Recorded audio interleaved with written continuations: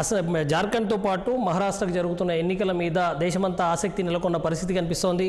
రెండు రాష్ట్రాల్లో ఏం జరగబోతోంది, ముఖ్యంగా మహారాష్ట్ర విషయంలోనే అందరి దృష్టి ఉంది. మహారాష్ట్ర ఇవాళ మొత్తం 288 నియోజకవర్గాలు ఉన్నప్పుడు గతంలో జరిగిన పరిణామాలు చూసుకున్నాం. 2019లో ఎన్నికల్లో అప్పుడు వచ్చిన ఫలితాలు, ఆ తర్వాత ప్రభుత్వం ఏర్పాటు చేయలేక రాష్ట్రపతి పాలనకు పోవాల్సిన సిచ్యువేషన్ వచ్చింది. అయితే ఇవాళ ఆ మహారాష్ట్ర ప్రజానీకం అటువంటి అవకాశం ఎవరికి ఇవ్వము అన్నట్టుగానే ఇవాళ వన్ సైడ్గా ఓట్లు వేసినారు అన్న విషయం మాత్రం స్పష్టంగా అర్థమవుతోంది. ఇవాళ ఇప్పటికే దాదాపుగా 200 పైచిలుకు స్థానాలను ఎన్డీఏ కూటమి, మహాయుతి కూటమి కైవసం చేసుకున్న సిచ్యువేషన్ 2019 ఇప్పటికే ఎన్డీఏ కూటమికి అనుకూలంగా కనిపిస్తున్న పరిస్థితి. అయితే 56 స్థానాలకు మాత్రమే ఇండీ కూటమి పరిమితం అవడమే ఇవాళ ఆశ్చర్యానికి గురి చేస్తున్న పరిణామం.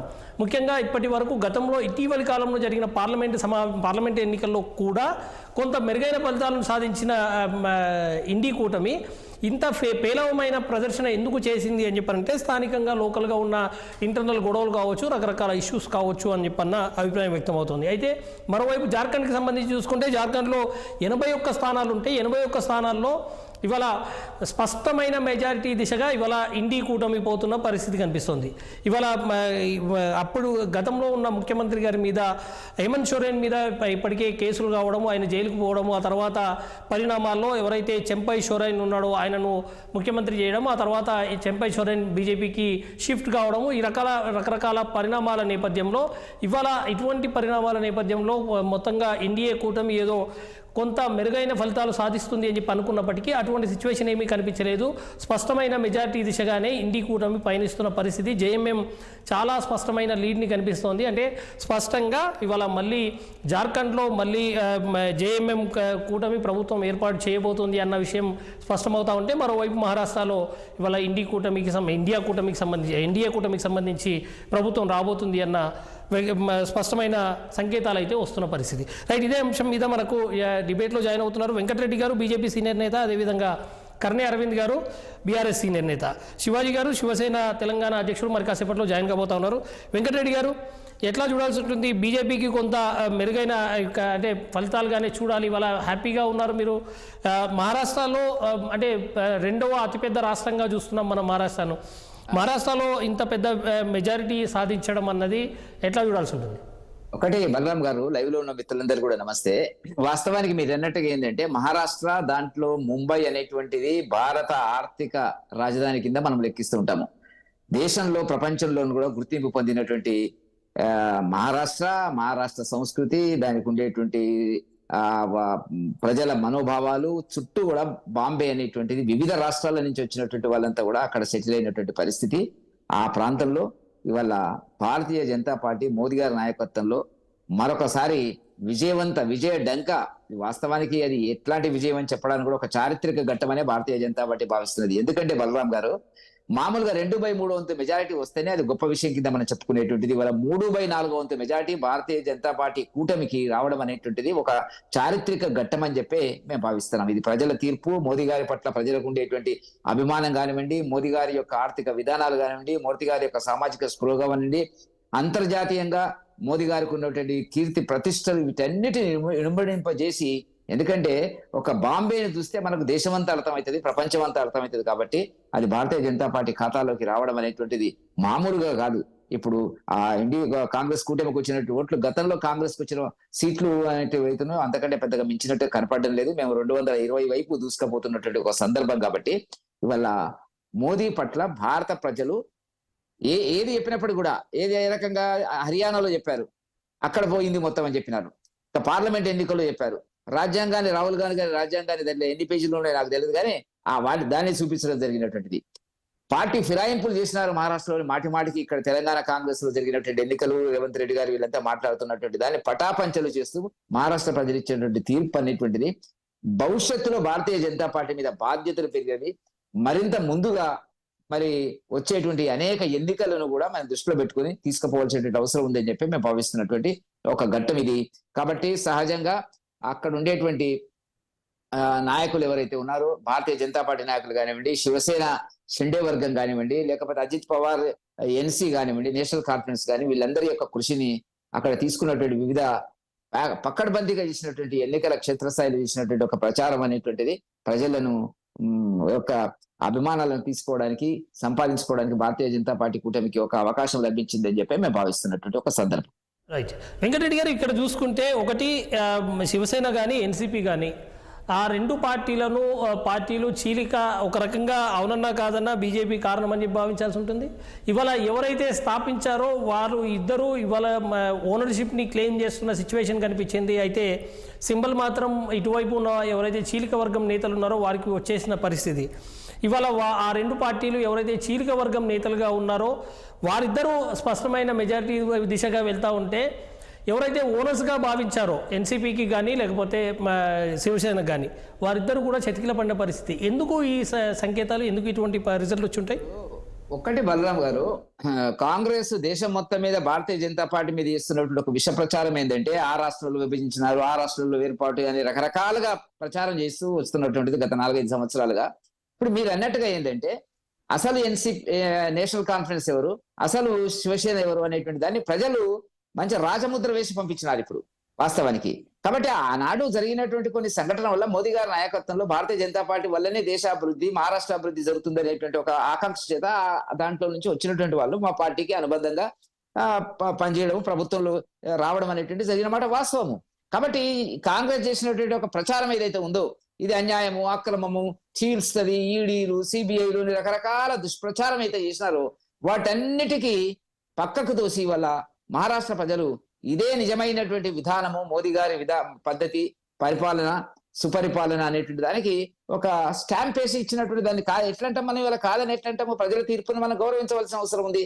కాబట్టి ఇప్పటి నుంచైనా కాంగ్రెస్ ఈ విష ప్రచారాన్ని తగ్గించుకుంటే భవిష్యత్తులో వాళ్ళకి ఇంకేదైనా అవకాశాలు వచ్చేటువంటి ఉంటుందని చెప్పి మేము భావిస్తున్నాం. రైట్. అరవింద్ గారు, ఎట్లా చూస్తున్నారు బీఆర్ఎస్గా మీరు? అంటే ఇంతకాలం వెయిట్ చేశారు. ఇక్కడ సిచ్యువేషన్ అయితే కొంత ఇండి కూటమికి ఒక రాష్ట్రము, లేకపోతే ఇండియా కూటమికి ఒక రాష్ట్రము, ఇండి కూటమికి ఒక రాష్ట్రం పోతున్నట్టుగా సిచ్యువేషన్ కనిపిస్తోంది. సార్, ముందుగా మీకు ప్యానెల్లో ఉన్నటువంటి వెంకటరెడ్డి గారికి మంచి నుండి దండాలు సార్, నమస్కారాలు. ముఖ్యంగా జార్ఖండ్ లో ఏవైతే ఎన్నికల వాతావరణం ఒకవేళ గమనిస్తే గనక హేమంత్ గారిని అరెస్ట్ చేయడంతో అక్కడ ఉన్నటువంటి వాళ్ళందరూ కూడా ఇవాళ ఈ 2-3 సంవత్సరాల నుంచి పెద్ద ఎత్తున కూడా అంటే ఈడీలతోని ఎవరైతే మనకు అనుకూలంగా ఉండరో వాళ్ళని ఈడీలని, సిబిఐలని అని చెప్పి అరెస్టులు చేయించినటువంటి వైనాన్ని కూడా మీరు చూసిండ్రు. అయితే ఇక్కడ హేమంత్ గారిని అరెస్ట్ చేయడంతో అక్కడ ఉన్నటువంటి జార్ఖండ్ కి సంబంధించినటువంటి ప్రజలందరూ కూడా అటు కాంగ్రెస్ వైపు మొగ్గు చూపినటువంటి నేపథ్యాన్ని చాలా స్పష్టంగా కనిపిస్తున్నటువంటి పరిస్థితి ఉంది సార్. రెండోది, మహారాష్ట్రకు సంబంధించి ఒక గొప్ప దాన్ని మాత్రం అక్కడ ప్రదర్శించినటువంటి పరిస్థితి అయితే చాలా స్పష్టంగా కనిపిస్తున్నటువంటి నేపథ్యం ఉంది సార్. అక్కడ బీజేపీ విజయం కన్నా కూడా కాంగ్రెస్ పార్టీ వైఫల్యాలు చాలా ఎక్కువ కనిపిస్తున్నటువంటి నేపథ్యం ఉంది. ఎందుకు అని అంటే సార్, ఇవాళ మహారాష్ట్రకు సంబంధించినటువంటి వాళ్ళు మన సరిహద్దుల్లోనే ఉంటారు సార్. ఇటు మన కర్ణాటక కానివ్వండి, లేదు అనుకుంటే అటు మహారాష్ట్ర వాళ్ళు తెలంగాణకు సరిహద్దు ప్రాంతాలలో ఉంటారు. కాబట్టి వాళ్ళు క్షుణ్ణంగా గమనిస్తా ఉన్నారు సార్, ఏంది తెలంగాణ రాష్ట్రంలో జరుగుతా ఉంది, ఏంది కర్ణాటకలో జరుగుతా ఉన్నది. అక్కడ మహిళలకు 2,000 రూపాయలు ఇస్తాము అని చెప్పి కర్ణాటకలో అన్నారు, అక్కడ ఇవ్వలేదు. రెండోది, తెలంగాణలో 2,500 రూపాయలు ఇస్తాము అని చెప్పిండ్రు, అక్కడ కూడా ఏమి ఇవ్వలేదు. ఇవాళ తెలంగాణ ప్రజలందరూ కూడా అరిగోసని ఎలగక్కుతున్నటువంటి నేపథ్యాన్ని చూసి అక్కడ ప్రజలు ఇవాళ ఆల్టర్నేట్ లేక వీళ్ళ వైపు పోవాల్సినటువంటి పరిస్థితి అయితే తప్పకుండా ఏర్పడ్డది సార్. అయితే ఈడ ఆకలి చావులు అంటే ఆత్మహత్యలు, రైతు ఆత్మహత్యలు ఎక్కువ ఉన్నటువంటి నేపథ్యాన్ని ఇవాళ అక్కడ కనిపిస్తా ఉన్నది సార్. ఇవాళ మోడీ గారు అనేక సందర్భాల లోపల ఒకటే విషయాన్ని అనేక సందర్భాలలో చెప్తారు, మేము ఉచితాలకు వ్యతిరేకము. కానీ ఆయన ఉచితాలని కూడా అక్కడ ప్రదర్శించి, సరే ఏది ఏమైనప్పటికీ కూడా ఇది బీజేపీ పార్టీ విజయం కన్నా కాంగ్రెస్ పార్టీ వైఫల్యంగా ఎక్కువ మాత్రం కనిపిస్తున్నటువంటి నేపథ్యం చాలా స్పష్టంగా కనిపిస్తా ఉన్నది సార్.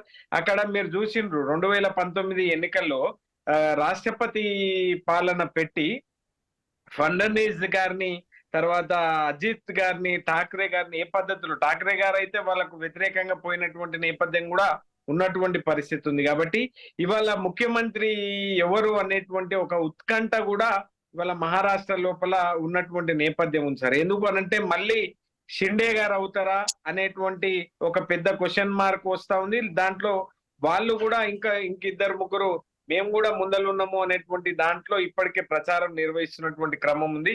ఏది ఏమైనప్పటికీ కూడా ఒకటి మాత్రం కాంగ్రెస్ పార్టీకి సంబంధించినటువంటి ఇవాళ మన తెలంగాణ రాష్ట్రంలో వాళ్ళు గ్రహించాల్సినటువంటి అవసరం ఏంది అనంటే, ఇవాళ అన్ని వర్గాల ప్రజలందరూ కూడా ఇవాళ మొన్న మీరు 300 కోట్ల రూపాయలు సార్ బలరాం సార్, 300 కోట్ల రూపాయలతో మన తెలంగాణ సొమ్ము తీసుకుపోయి రేవంత్ రెడ్డి గారు కాంగ్రెస్ పార్టీ సర్కారు అక్కడ యాడ్లు వేయిపిస్తే కూడా వాళ్ళు ఎవరు కూడా నమ్మేటువంటి పరిస్థితి లేదంటే కాంగ్రెస్ పార్టీని ఈ స్థాయిలో ఉన్నది భారతదేశంలో కాంగ్రెస్. ఇంకొకటి పేదరికం ఇంకా పెరుగుతున్నటువంటి నేపథ్యం ఉంది.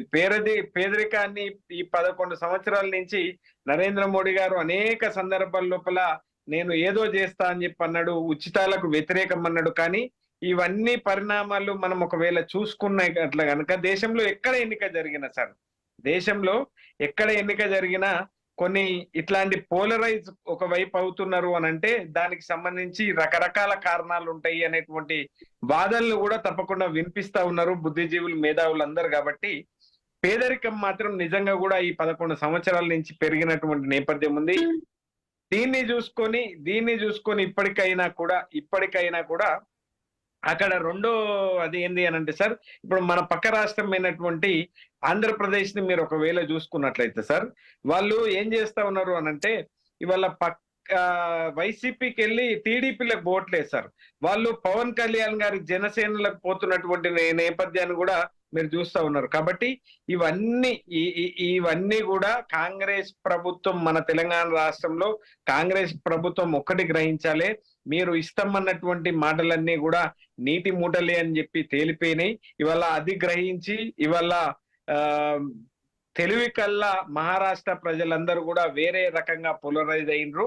ఇవాళ జార్ఖండ్ లో ఎందుకు జరిగింది అని అనుకుంటే హేమంత్ గారిని అరెస్ట్ చేయడం ద్వారా దాంట్లో తీవ్రమైనటువంటి వ్యతిరేకత వస్తున్నటువంటి నేపథ్యం ఉంది. ఇక్కడ మన తెలంగాణకు మనం పరిమితమై చూసుకున్నట్లయితే సార్ ఎట్లాంటి అంటే సార్, ఈ దేశంలో ఒక ఆడబిడ్డకు ఒక న్యాయం ఉంటది, అదానికి ఇంకో న్యాయం ఉంటది సార్ ఈ మన రాష్ట్రంలో, మన తెలంగాణ రాష్ట్రంలో.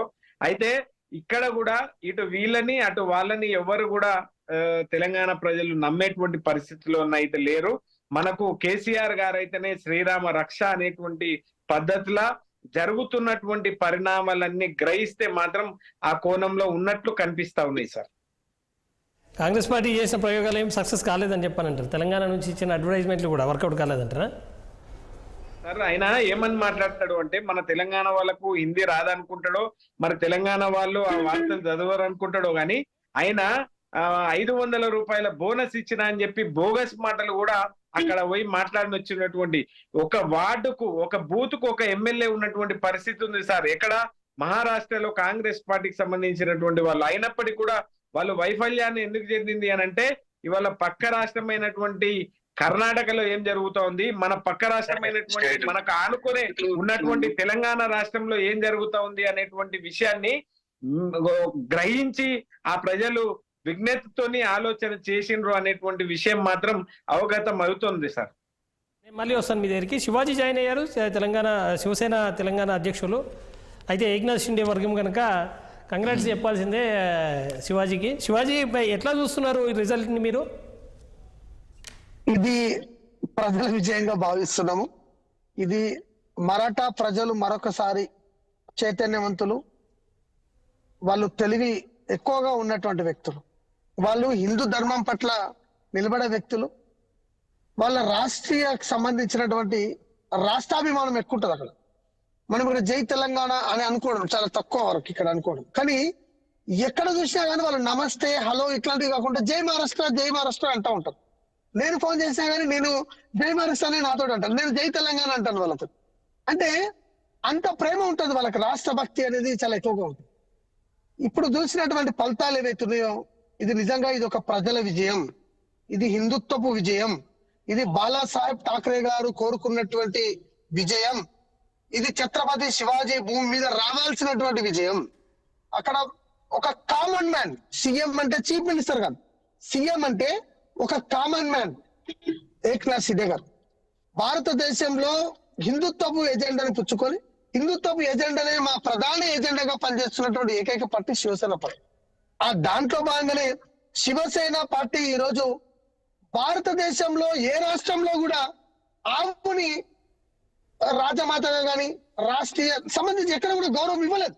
కానీ ఆవుని రాజ్యమాతగా ప్రకటించి, ఆవుని గోమాతని రాజమాతగా ప్రకటించి రాష్ట్ర ప్రభుత్వం కీలకంగా అధికారికంగా తీసుకున్నటువంటి నిర్ణయం నిజంగా బాలాసాహెబ్ ఠాక్రే గారి ఒక సిద్ధాంతాన్ని షిండే గారు కొనసాగిస్తా ఉన్నారని చెప్పేసి ప్రజలకు స్పష్టంగా అర్థమైంది. ఇంకొక విషయం, అభివృద్ధి విషయంలో ఆయన ఎప్పుడు కూడా ప్రజలకు అందుబాటు ఉండే నేత. వర్షాలు పడ్డా కానీ అక్కడికి వెళ్ళే పరిస్థితి, ఇల్లు కూలిపోయినా కానీ వెళ్ళే పరిస్థితి ఉంటుంది, ప్రజలు తనని కలవడానికి వచ్చినా కానీ అక్కడికి వెళ్ళి కలిసే పరిస్థితి ఉంటుంది. అంటే సీఎం అంటే ఒక కామన్ మ్యాన్ తరహాలో అతను పనిచేసినటువంటి విధి విధానాలే ఈ రోజు మహారాష్ట్రలో బంపర్ మెజార్టీ దిశగా ఈ రోజు ఆ యొక్క ఫలితాలు కనిపిస్తున్నటువంటి. ఇంకొక విషయం, దేవేంద్ర ఫడ్నవీస్ గారు ఒక ముఖ్యమంత్రిగా చేసి కూడా ఉప ముఖ్యమంత్రి బాధ్యతలు అతను తీసుకొని ఒక మంచి రామలక్ష్మణ్ లాగా, హనుమంతుడు రాముడు లాగా ఒక మంచి ఒక కాన్సెప్ట్ అక్కడ బాగా వచ్చింది. వాళ్ళ యొక్క అండర్స్టాండింగ్, బాండింగ్ అనేది చాలా ప్రజలకు కూడా నచ్చింది. అరే వీళ్ళు ముగ్గురు ముఖ్యమంత్రులు ఉన్నారు, ఇక్కడ ఇద్దరు ఉప ముఖ్యమంత్రులు ఉన్నారు, ఒక ముఖ్యమంత్రి ఉన్నారు, అయినప్పుడు కూడా ఇంత సుస్థిరమైనటువంటి పాలన అందించారు. ప్రతి ఒక్క మహిళకు 21 సంవత్సరాల నుంచి 60 సంవత్సరాల వరకు ఉన్నటువంటి మహిళలకు 1500 రూపాయల చొప్పున ఆ యొక్క మహిళల ఖాతాలో నెలకు రూపాయలు వేసినటువంటి యొక్క పరిస్థితి మనకు తెలుసు. ఆ యొక్క దిశగానే ప్రభుత్వం ముందుకెళ్ళింది. దీని విషయంగా చూసుకుంటే ఈరోజు ఈ కాంగ్రెస్ పార్టీ, ఉద్ధవ్ ఠాక్రే, శరద్ పవార్ వీళ్ళు తీసుకుంటున్నటువంటి నిర్ణయాలు ఏవైతున్నాయో ప్రజలు విశ్వసించలేదు. వీళ్ళు రామ మందిరానికి సంబంధించినటువంటి ఒక వేడుకని వీళ్ళు బహిష్కరించారు.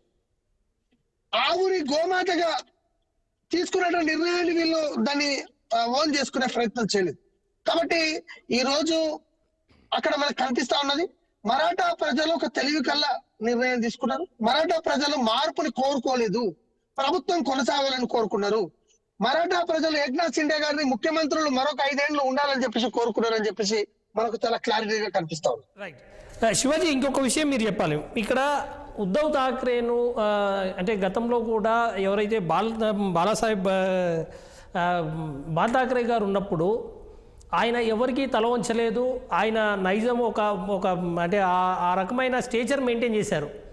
ఇవాళ ఇటీవల కాలంలో మనకు ఒక వీడియో బాగా తిరిగింది, అది పాత వీడియోనే అయినప్పటికీ ఈ మధ్య కాలంలో ఎలక్షన్ టైంలో బాగా తిరిగింది. శరద్ పవార్ గారు ఎక్కడో కాలు మీద కాలేసుకొని కూర్చొని ఉంటే ఉద్ధవ్ ఠాక్రే గారు వెళ్ళి దండం పెట్టడము, ఆయన వెళ్ళి ఏదో ఆఫీస్ బాయ్ వస్తే బయటికి వెళ్ళగొట్టినట్టు నువ్వు బయటికి పో అని చెప్పడము, ఇదంతా బాగా సర్క్యులేట్ అయ్యి అదేమన్నా బాగా సెంటిమెంటల్గా ఇదైందా? ఎందుకంటే బాల్ ఠాక్రే స్టేచర్ ఏంది, ఆయన హావభావాలు ఏంది, ఇవాళ ఉద్ధవ్ ఠాక్రే గారు శరద్ పవార్ గారు కాలు మీద కాలేసుకొని ఉంటే దండం పెట్టి బయటికి రావడం ఏంది అని.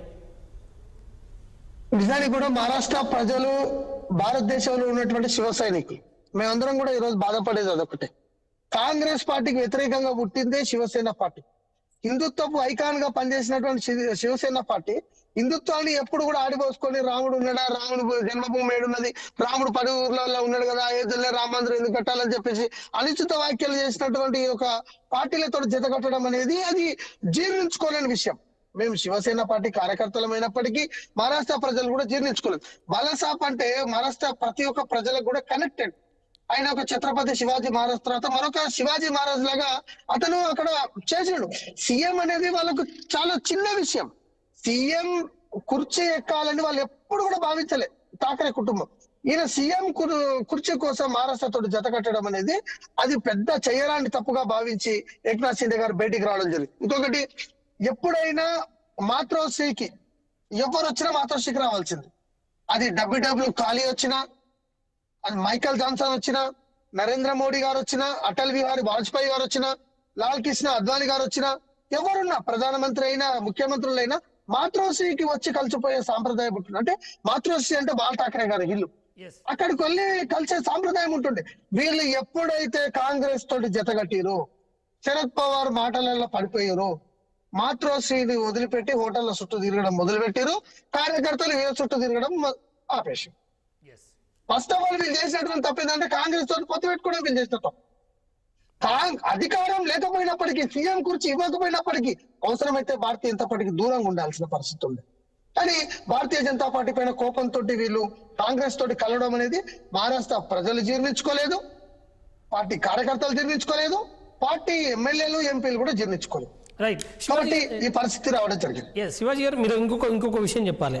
ఇవాళ మీరు బాల్ ఠాకరే గారిని గౌరవిస్తారు, బాల్ ఠాకరే గారే మా గురువు అంటారు, ఆయనే మా దేవుడు అంటారు. మరి మీరేమో ఉద్ధవ్ ఠాకరే గారిని రాజకీయంగా ఎదగకుండా ఆయన పదవి ఆయన కాలు పట్టి గుంజారు. ఇవాళ చివరికి రాజకీయంగా పూర్తిగా ఆయన పరిస్థితి ఏంటో ఆయనకు అర్థం కాని పరిస్థితిలోకి ఆ పార్టీ వెళ్ళిపోయింది. ఎప్పుడైనా బాధ కలుగుతుందా ఇదేమన్నా విషయం చూసి? బాల్ ఠాకరే వారసులు అంటే రక్త సంబంధం కాదండి. బాల్ ఠాకరే వారసులు అంటే మేము, ఆయన సిద్ధాంతం కోసం పనిచేసే ప్రతి ఒక్కరు బాల్ ఠాకరే వారసులే అండి. ఆయనకు పుట్టొచ్చండి, రెస్పెక్ట్ ఇస్తాం, ఆయనను కూడా ఇప్పటికీ గారు అని సంబోధిస్తున్నాం, ఆయన కనిపించినప్పుడు కూడా నమస్కారం తెలియజేస్తాం. కానీ ఈ విధంగా బాలసాబ్ ఠాకరే గారి సిద్ధాంతాన్ని పొందబెట్టడానికి చూసినటువంటి వ్యక్తిని ఎక్కడ పోతే ఏం అవసరం ఉంటుందండి? బాల్ ఠాకరే గారు ఒక హిందుత్వ ఐకాన్. ఆయన ఎప్పుడు తన ఇంటర్వ్యూలో కాంగ్రెస్ తో కలిసే పరిస్థితి వస్తే నా దుకాణం బంద్ చేసుకుంటే తప్ప కాంగ్రెస్ తో కలవని చెప్పిండు. రామ మందిరం విషయంలో నికార్సైనటువంటి ఆ యొక్క మాటలు మాట్లాడిండు. అట్లాంటి వ్యక్తి ఆదర్శాన్ని వదిలేసి, సిద్ధాంతాన్ని వదిలేసి సీఎం కుర్చీ కోసం నువ్వు వేరే పార్టీలతోటి, శివసేన పుట్టుకనే అవమానించినటువంటి పార్టీతోటి ఏ విధంగా కలుస్తారు? కాబట్టి ఉద్ధవ్ ఠాకరే గారు ఇప్పటికైనా ఆత్మ పరిశీలన చేసుకోవాలని చెప్పి ఈ రోజు నేను విజ్ఞప్తి చేస్తా ఉన్నా. సంజయ్ రావత్ని ఫస్ట్ శివసేన పార్టీ సస్పెండ్ చేయాలి, ఉద్ధవ్ ఠాకరే కూటమి సస్పెండ్ చేయాలని చెప్పి నేను వాళ్ళకు ఉచిత సలహా ఇస్తున్నా. సంజయ్ రావత్ ఇష్టం వచ్చినట్టుగా మాట్లాడడం, ఈ యొక్క మనస్పర్ధలు రావడం, ఈ మనస్పర్ధలు అనేది దూరాన్ని ఎక్కువగా పెంచడం, ఇది కూడా ఒక పెద్ద కారణం కండి. కాబట్టి ఈరోజు మహారాష్ట్రలో సుస్థిర ప్రభుత్వం కొనసాగుతుంది. భారతదేశ వ్యాప్తంగా శివసేన పార్టీ భారతీయ జనతా పార్టీకి సపోర్ట్ చేసింది. తెలంగాణలో, మధ్యప్రదేశ్, తెలంగాణ, రాజస్థాన్, ఛత్తీస్గఢ్ ఎలక్షన్స్ లో భారతీయ జనతా పార్టీకి మేము సపోర్ట్ చేస్తాం. ఇక్కడ మేము వాళ్ళకు మద్దతు ఇచ్చినాం, వాళ్ళ క్యాండిడేట్ల గెలుపు కోసం ప్రయత్నం చేసినాం. కాబట్టి మహారాష్ట్రలో ఏక్నాథ్ షిండే గారిని కొనసాగించాలని చెప్పి నరేంద్ర మోడీ గారిని, అమిత్ షా గారిని, జేపీ నడ్డా గారిని రిక్వెస్ట్ చేస్తా ఉన్నాం. 5 సంవత్సరాల పాటు కామన్ మ్యాన్ కి అవకాశం ఇవ్వాలి, ఏక్నాథ్ షిండే గారికి అవకాశం ఇవ్వాలని చెప్పి ఈరోజు మేము విజ్ఞప్తి చేస్తాం. రైట్. అంటే కంటిన్యూ అవుతారని చెప్పి నమ్మకం ఉందా మీకు? మీరు విజ్ఞప్తి చేస్తారు? 100% నమ్మకం ఉంది. ఏక్నాథ్ షిండే గారు ముఖ్యమంత్రిగా ప్రమాణ స్వీకారం చేయబోతున్నారు, మీరు చూడండి. రైట్. ఓకే, వెంకటరెడ్డి గారు చెప్పండి. ఎస్, ఏక్నాథ్ షిండే గారు కంటిన్యూ అయ్యే అవకాశం ఉందా? ఇప్పుడు ప్రస్తుతానికి ఏక్నాథ్ షిండే గారు 3 పార్టీల తరఫున ఉన్నటువంటి ముఖ్యమంత్రి గారు. ఆ చర్చ ఇప్పుడు ఎందుకు వస్తుందండి? ఇప్పుడు 3 కూర్చుంటారు, 3 పార్టీలు కూర్చుంటాయి అనేటువంటిది చర్చ చేసి ఆయనే కావచ్చు ఏదైనా నిర్ణయం చేయొచ్చు. దాని మీద చర్చ ఎందుకు అనవసరమైనటువంటి చర్చ? అది నా స్థాయిలో వచ్చేటువంటి సమాధానం కూడా కాదు. అయితే ఇంకొకటి విషయం, మనం సంజయ్ రౌత్ మాట్లాడిన మాటలు మనం చూసుకున్నాం. ఇప్పుడు ఇదంతా ప్రజలు ఇచ్చిన తీర్పు కాదు, ఇది ఈవీఎంలు ఇచ్చిన తీర్పు అని చెప్పని ఆయన కామెంట్ చేస్తున్న పరిస్థితి. ఎందుకు మళ్ళీ ఇటువంటి చర్చకు ఎందుకు తెరదీసినట్టు? ఇప్పుడు ఒకటి కాంగ్రెస్, దానికి అనుబంధ పార్టీలు ఏవైతే ఉన్నాయో అవన్నీ కూడా వివిధ రాష్ట్రాలలో, వివిధ సందర్భాలలో, వివిధ ఎన్నికలలో ఓడిపోయినప్పుడు ఒకటి మాట్లాడతారు, గెలిచినప్పుడు మరొకటి మాట్లాడతారు. తెలంగాణలో గెలిచిండ్రు, కర్ణాటకలో గెలిచిండ్రు, హిమాచల్లో గెలిచిండ్రు. మరి ఉత్తరప్రదేశ్లో మొన్న కొన్ని సీట్లు వాళ్ళకి పార్లమెంట్కి రావడం జరిగింది, మహారాష్ట్రలో కూడా పార్లమెంట్కి రావడం జరిగింది. కాబట్టి ప్రజల తీర్పును అవమానించడం బలరాం గారిది. ప్రజలు తీర్పు ఇచ్చిన తర్వాత మిషన్లలో ఏదో పొరపాటు జరుగుతుంది, సాఫ్ట్వేర్లో పొరపాటు జరుగుతుంది అనేటువంటిది ఇప్పుడు చేతగాక అంటే ఆడలేక మధ్యలో ఓడింది అనేటువంటి పద్ధతి లోపల వల్ల కాంగ్రెస్ దాని మిత్రపక్షాలు పనిచేయడం అనేటువంటిది అంబేద్కర్ గారు రాసినటువంటి రాజ్యాంగ స్ఫూర్తిని అవమానించడం అని చెప్పి భావిస్తున్నాము. రెండవది, ప్రజల తీర్పును మరింతగా అవహేళన చేయడం అనేటువంటిదే మనం అనుకోవాల్సినటువంటి అవసరం ఉంది. రెండవది, మరి ఇక్కడ జార్ఖండ్ లో గెలిచినారు కదా, మరి అదే జరిగితే మరి అక్కడ మేమే గెలవాల్సింది కదా, ఇంకొక 10 సీట్లు వస్తే మేమే గెలుస్తాం కదా అక్కడ. కాబట్టి ఇది ప్రజల్లో చౌకబారు రాజకీయాలకు కాంగ్రెస్, రాహుల్ గాంధీ గారు ఆడుతున్నటువంటి నాటకంలో ఇది ఒక భాగం. ఎందుకంటే మనం చూస్తుంటాం, ఆయన ఎప్పుడు ఒక రాజ్యాంగాన్ని పెట్టుకొని తిరుగుతూ ఉంటాడు. రాజ్యాంగం అన్నాడు, పార్టీ ఫిరాయింపులు అన్నాడు, కులగణన అన్నాడు, మోదీ అన్నాడు, అంబానీ అన్నాడు.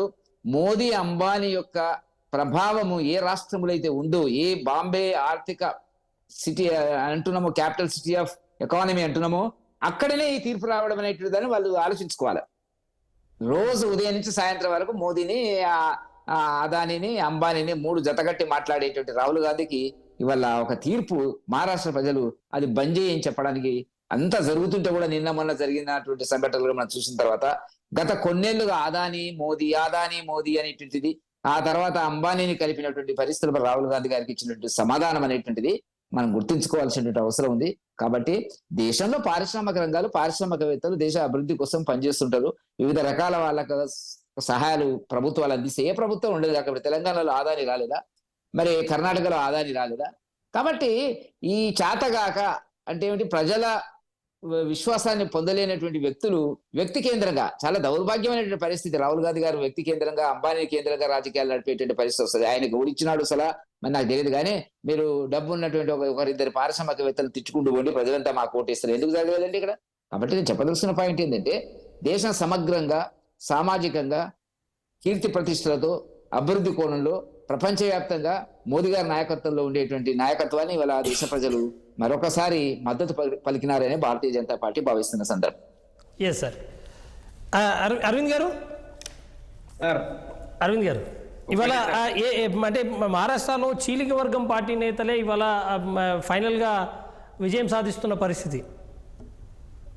సార్, అది ఏది ఏమైనప్పటికీ కూడా ఇవాళ తెలంగాణ రాష్ట్రంలో ఏం జరుగుతుంది అనేటువంటి ప్రజలు, అంటే అక్కడ ఉన్నటువంటి చైతన్యమైనటువంటి మరాఠీ వాళ్ళు ఇవాళ కాంగ్రెస్ ఇచ్చినటువంటి 5 గ్యారంటీలకు నమ్మక ఇవాళ ఎన్డీఏ వైపు పోయినటువంటి సందర్భం అయితే చాలా స్పష్టంగా కనిపిస్తున్నటువంటి నేపథ్యం ఉంది సార్. అయితే నేను ఒక విషయాన్ని నేను ఎందుకు ఈ మాట కూడా చెప్తా ఉన్నాను అంటే సార్, హిమాచల్ ప్రదేశ్ ఎన్నికలు రిజల్ట్ తీసుకొని వచ్చి కర్ణాటకలో గెలిచిండ్రు సార్. కర్ణాటక రిజల్ట్ తీసుకొచ్చి తెలంగాణలో గెలిచిండ్రు. ఇవాళ ఇది తీసుకుపోయి మహారాష్ట్రలో గెలిచేటువంటి ప్రయత్నం చేసిండ్రు, కానీ అది దానికి భిన్నంగా అక్కడ ఫలితాలు వచ్చినటువంటి నేపథ్యం అయితే కనిపిస్తా ఉన్నది. అయితే చైతన్యవంతులైనటువంటి మరాఠీ ప్రజలు, ఎందుకు చైతన్యవంతులు అనేటువంటి పదాన్ని చేస్తా ఉన్నాను అంటే, ఈ 11 నెలల నుంచి జరుగుతున్నటువంటి పరిణామాలన్నీ కూడా వాళ్ళు గ్రహిస్తా ఉన్నారు. ఎందుకు కూడా గ్రహిస్తా ఉన్నారు అంటే, ఆనుకొనే తెలంగాణ మహారాష్ట్ర ఆనుకునే ఉంటది కాబట్టి వీళ్ళు ఇక్కడ గత 11 నెలల నుంచి ఏవేవైతే జరుగుతా ఉన్నాయో, ఏం తెలంగాణ రాష్ట్రంలో ఎట్లాంటి పరిపాలన కొనసాగుతా ఉంది అనేటువంటి విషయాన్ని గ్రహించి అక్కడ వాళ్ళు అటువైపు అది చేసిండ్రు. సార్, నేను ఒకటే విషయాన్ని ఈ కాంగ్రెస్ ప్రభుత్వానికి అడగదలుచుకున్నా అంటే, సార్ ఇప్పుడు ఈ దాని నుంచి అయినా వాళ్ళు రియలైజ్ అయ్యి వాళ్ళు చెప్పినటువంటి 6 గ్యారంటీలు అమలు చేస్తారేమో అనేటువంటి దాన్ని మాత్రం ఉన్నా కానీ మరి ఆ పద్ధతిలో వాళ్ళైతే లేనటువంటి పరిస్థితి ఉంది సార్. ఇవాళ రాహుల్ గాంధీ గారు రెడ్ బుక్ భారత రాజ్యాంగం పుస్తకాన్ని పట్టుకొని ఎక్కడ తిరిగినా కూడా రాహుల్ గాంధీ గారిని నమ్మినటువంటి పరిస్థితి లేదు సార్ అక్కడ మరాఠీ ప్రజలు. కానీ మళ్ళీ తిరిగి తన సిస్టర్ ని ప్రియాంక గాంధీ గారిని మాత్రం పెద్ద ఎత్తున అక్కడ ఉన్నటువంటి కేరళ ప్రజలు ఉప ఎన్నికల్లో చేస్తున్నటువంటి నేపథ్యం ఉంది. అంటే ప్రజలు ఒక దాని లోపల ఉంటారు. ఇవాళ నిజంగా కూడా ప్రజలు ఎటువైపు ఉంటారు అని అంటే, ప్రజలు ఇవాళ పాలక పక్షం ప్రజల వైపు ఉన్నప్పుడు, ఇవాళ పాలక పక్షం ప్రజల అభివృద్ధిని చెందినప్పుడు, సంక్షేమం అభివృద్ధి 2 జోడెట్లలాగా రాష్ట్రాన్ని తీసుకుపోయినప్పుడు మాత్రమే ప్రజలు వాళ్ళ వైపు ఉంటారు అనేటువంటి విషయాన్ని మాత్రం నేను తెలియజేస్తా ఉన్నాను సార్. మీకు సుదీర్ఘ అనుభవం అయితే ఉన్నది, మీరు మహామహుల్ని చూసిండ్రు సార్. ఇవాళ వాళ్ళందరూ కూడా ఎటువైపు అయినరు మీరు కూడా చూస్తా ఉన్నారు. కాబట్టి ఇకనైనా కాంగ్రెస్ ప్రభుత్వం అంటే ఇంకోటి సార్, ఇక్కడ వీళ్ళు జార్ఖండ్ లో గెలిచిండ్రు కదా అనేటువంటి దాన్ని కూడా తీసుకొని వస్తారు. జార్ఖండ్ లో ఎందుకు గెలిచిండ్రు అనేటువంటి విషయాన్ని కూడా మీరు కూడా విశ్లేషించారు. ఒక్క నిమిషం మీ దగ్గరికి మళ్ళీ వస్తాను నేను. వెంకటరెడ్డి గారు, ఇవాళ మనం జార్ఖండ్ గురించి ఒకసారి మాట్లాడుకోవాలి. జార్ఖండ్లో 81 స్థానాలు ఉంటే అక్కడ పోటీ చేస్తున్నప్పుడు ఇటీవలి కాలంలో ప్రధానంగా బీజేపీ ఎన్డీఏ కూటమి అందుకున్న ప్రధానమైన అస్త్రాలు, ఒకటి చొరబాటుదారులను ఇవాళ ఇక్కడ ప్రోత్సహిస్తున్నారు అని చెప్పని ఒకటి, 2 అక్కడ అవినీతి పెరిగిపోయింది, ముఖ్యమంత్రి స్థాయి వ్యక్తి జైలుకు వెళ్లాల్సిన పరిస్థితి అని చెప్పేసి. కానీ ఈ 2 మాటలకు కూడా మీకు ఆమోదం లభించినట్టు కనిపించలేదు. ఇప్పుడు ఒకటి బలరాం గారు, వాస్తవానికి అక్కడ ముఖ్యమంత్రి గారు అనేక అవినీతి ఆరోపణలు ఉన్నారు, జైలుకి వెళ్ళడం జరిగింది. అక్కడ కొంతకాలం నుంచి జరుగుతున్నటువంటి రాజకీయ పరిణామాలు అనేటువంటిది మనకు తెలిసినటువంటిది. దాన్ని కొంత ఏంటంటే ప్రజల్లోకి బీజేపీ కావాలని చెప్పి కేసులు పెట్టింది, దాడి చేసింది అనేటువంటి చర్చలు జరిగినప్పటికీ కూడా ఏ వాస్తవాలు లేకుండా ఎవరు కూడా అట్లాంటి చర్య తీసుకోరు. ఎందుకంటే గతంలో కూడా ఇప్పుడు ఇక్కడ కూడా కవిత విషయంలోకి వచ్చినా, అక్కడ కేజ్రీవాల్ గారి విషయంలోకి వచ్చినప్పటికీ కూడా ఇది జరుగుతున్నటువంటి పరిణామాలు. సరే, రాజకీయాల కోసము, విమర్శల కోసం ఇది వాళ్ళు మాట్లాడితే మాట్లాడుండొచ్చు, కానీ అట్లా జరగాలనుకున్నప్పుడు దేశంలో చాలా మంది మీద కేసులు పెట్టేటువంటి అవకాశాలు ఉంటాయి. అట్లా కుదరదు. మేము గట్టిగానే ప్రజలకు విజ్ఞప్తి చేయడం జరిగినటువంటిది. మోదీ గారి నాయకత్వం లోపల అక్కడ భారతీయ జనతా పార్టీకి ఒక అవకాశం ఇవ్వాలనేటువంటిది కోరిన మాట వాస్తవం. మా ప్రయత్నాలు మాకు జరిగినది. చివరికి ప్రజలు అట్లా తీర్పు ఇచ్చినారు. ఇచ్చినంత మాత్రం చేత మేము దాన్ని వ్యతిరేకించడం లేదు. ఎందుకంటే అంబేద్కర్ రాజ్యాంగంలోని మూల సూత్రాలకు స్ఫూర్తికి అనుగుణంగానే ప్రజల తీర్పు మేము గౌరవించేటువంటి ఒక సత్సంప్రదాయం అనేటువంటిది భారతీయ జనతా పార్టీ నేర్చుకున్నటువంటి శీలము, గుణము అనేటువంటిది మనం గుర్తించుకోవాల్సినటువంటి అవసరం ఉంది.